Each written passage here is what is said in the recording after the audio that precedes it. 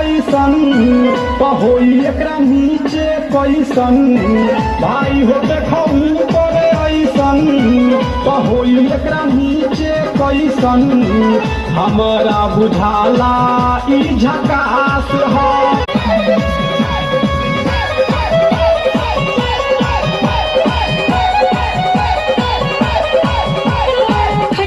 भाई हो देखो ऊपर ऐसन होई एकरा नीचे कैसन भाई हो देखो ऊपर ऐसन होई एकरा नीचे कैसन हमारा बुझाला ई झकास है।